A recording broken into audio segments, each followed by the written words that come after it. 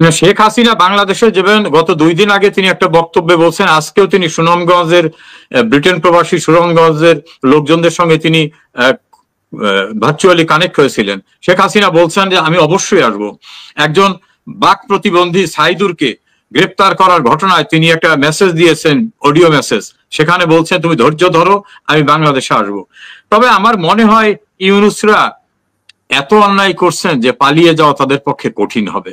শেখ হাসিনা বাংলাদেশে যাবেন, আবার মুক্তিযুদ্ধের চেতনার বাংলাদেশ তার নেতৃত্বেই ইনশাআল্লাহ প্রতিষ্ঠিত হবে। আর একজন দর্শক বলছেন যে আরেকটা যুদ্ধের জন্য কি প্রস্তুতি নিতে হবে, আর একটা মুক্তিযুদ্ধ কি প্রয়োজন, যেভাবে জামাত শিবির স্বাধীনতা বিরোধীরা বাংলাদেশটা দখল করে নিয়েছে?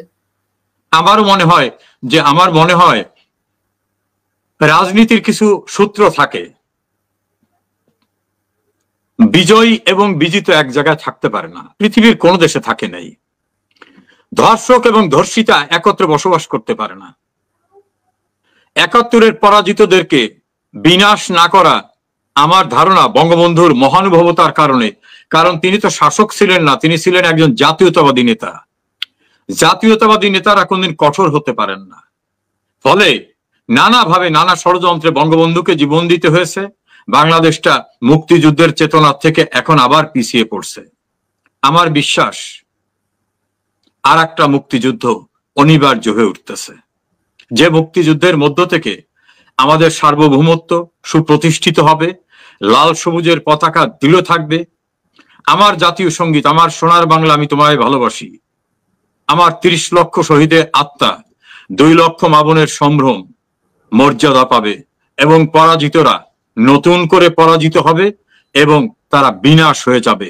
সে সময় খুব দূরে বলে আমার মনে হয় না। আমরা একেবারে শেষ পর্যায়ে প্রিয় দর্শক, আমরা আমাদের বাংলাদেশ সময় রাত 10টা, ইউকে সময় বিকাল 5টা আমাদের সাথে আছেন মেজর হোসেন আখতারুজ্জামান, সাবেক সাংসদ এবং বর্ষিয়ান রাজনীতিবিদ। আপনারা দেখবেন সেই অনুষ্ঠানটা।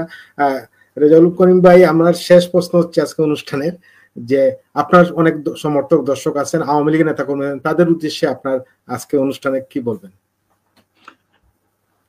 আমি আমার দলের নেতা কর্মী সহ যারা মুক্তিযুদ্ধের চেতনায় বিশ্বাস করেন, তিনি যে দলই করেন না কেন, যিনি লাল সবুজের পতাকায় বিশ্বাস করেন, মুক্তিযুদ্ধের অসাম্প্রদায়িক বাংলাদেশে বিশ্বাস করেন, হিন্দু মুসলিম বৌদ্ধ খ্রিস্টানের বাংলাদেশে বিশ্বাস করেন, যারা বঙ্গবন্ধুর আদর্শে বিশ্বাস করেন, মনে রাখতে হবে বঙ্গবন্ধু কোনো ব্যক্তি না, বঙ্গবন্ধু একটা আদর্শ, বঙ্গবন্ধু একটা বিশ্বাস, বঙ্গবন্ধু একটা দর্শন।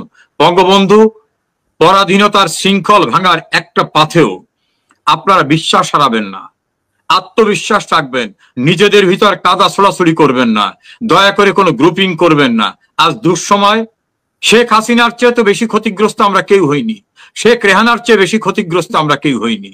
কাজী আমাদের শক্তি সঞ্চয় করে ঘুরে দাঁড়াতে হবে। ইনশাআল্লাহ আমাদের ভালোবাসার সংগঠন আপনারাই সবচেয়ে বড় সম্পদ। আওয়ামী লীগের সবচেয়ে বড় সম্পদ তৃণমূলের নেতা কর্মীরা। আপনাদের ঘিরেই কিন্তু শেখ হাসিনা অন 11-এর জিনজির থেকে মুক্ত হয়েছিলেন। আপনাদের কারণেই কিন্তু পাকিস্তানের কারাগার থেকে ফাঁসির রায় হবার পরে বঙ্গবন্ধু ফিরে এসেছিলেন।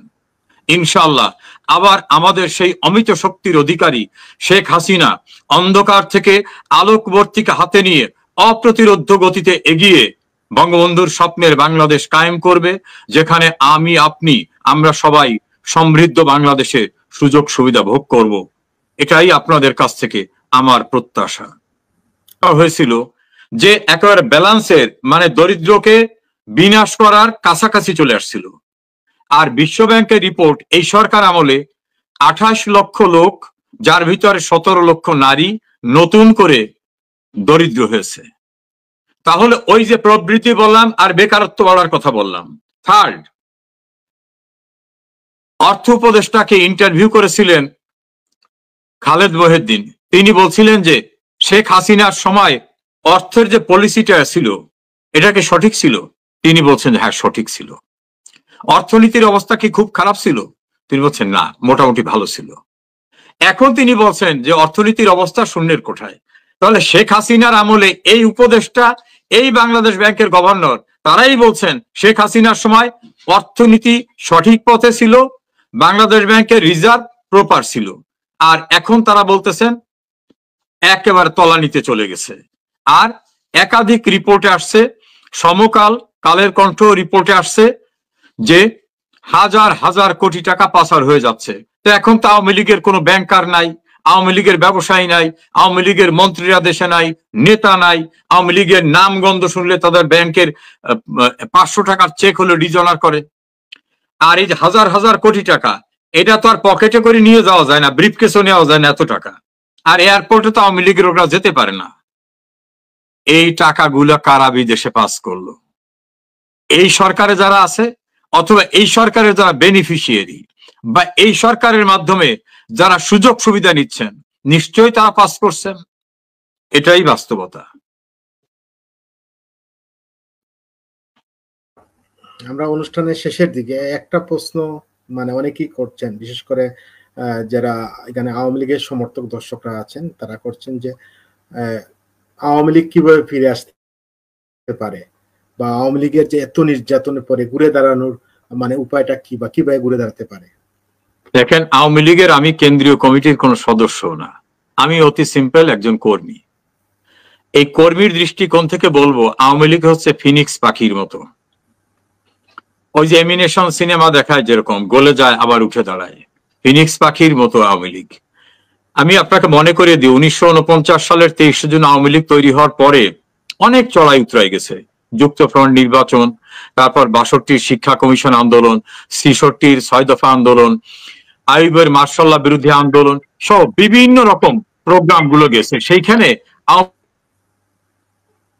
হয়েছে, এমনকি বঙ্গবন্ধুকে নির্মম হত্যা করার পর আওয়ামী লীগকে বিনাশ করার চেষ্টা করা হয়েছে। শেখ হাসিনা দেশে আসার পরে নতুন করে আওয়ামী লীগ ভেঙে বাকশাল হয়েছিল, গণফোরাম তৈরি হয়েছে, মাহমুদুর রহমান মান্নারা অন্যত্র চলে গেছেন, কোরবান আলী চলে গেছেন, বিভিন্ন ভাবে আওয়ামী লীগ থেকে অনেকেই চলে যে আমি অতি সিম্পল একজন কর্মী। এই কর্মীর দৃষ্টিকোণ থেকে বলবো, আওয়ামী লীগ হচ্ছে ফিনিক্স পাখির মতো। ওই যে এমিনেশন সিনেমা দেখায় যেরকম, গলে যায় আবার উঠে দাঁড়ায়, ফিনিক্স পাখির মতো আওয়ামী লীগ। আমি আপনাকে মনে করিয়ে দিই, 1949 সালের 23 জুন আওয়ামী লীগ তৈরি হওয়ার পরে অনেক চড়াই উতরাই গেছে। যুক্তফ্রন্ট নির্বাচন, তারপর 62-র শিক্ষা কমিশন আন্দোলন, 66-র 6 দফা আন্দোলন, আইয়ুবের মার্শাল্লাহ বিরোধী আন্দোলন সহ বিভিন্ন রকম প্রোগ্রাম গুলো গেছে। সেইখানে